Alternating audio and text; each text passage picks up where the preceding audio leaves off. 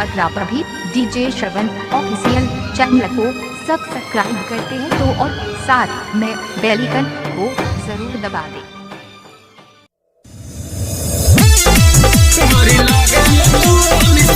DJ श्रवण राज माँ Vaishno recording studio Delhi.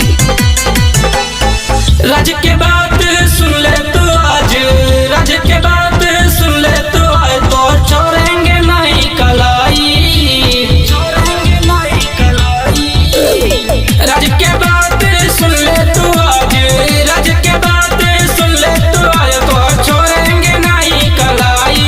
डालिंग लागेलू, डालिंग लागेलू, डालिंग लागेलू तू मिसाइल, गोरी लागेलू तू मिसाइल, गोरी लागेलू तू मिसाइल, गोरी लागेलू तू मिसाइल।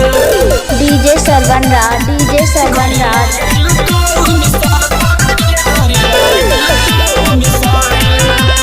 माँ वैष्णो रिकॉर्डिंग स्टूडियो दिल्ली।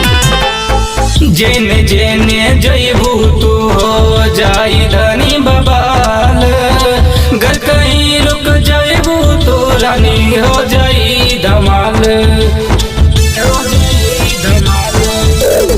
जेने जेने जयबू तो रानी हो जाई बबाल, कहीं घर रुक जयबू तो रानी हो जाई धमाल।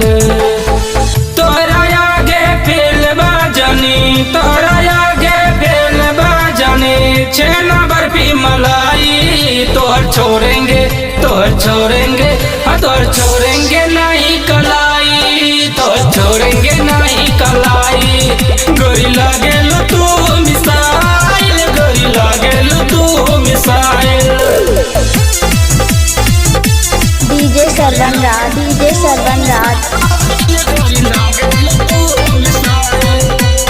माँ वैष्णो रिकॉर्डिंग स्टूडियो दिल्ली। देखी के तोहर मस्त जवानी, हिम्मत के बरल बाटे हाइट, जब तू मत करवाए जानी 10 लोगन में फाइट, 10 लोगन में फाइट। देखी के तोहर मस्त जवानी, हिम्मत के बरल बाटे हाइट, जब तू मत करवाए जानी 10 लोगन में फाइट।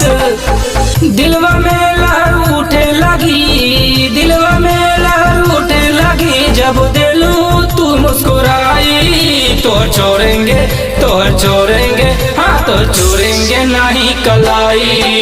डीजे श्रवण राज डालिंग लागेलू तू मिसाइल, डालिंग लागेलू तू मिसाइल। राज के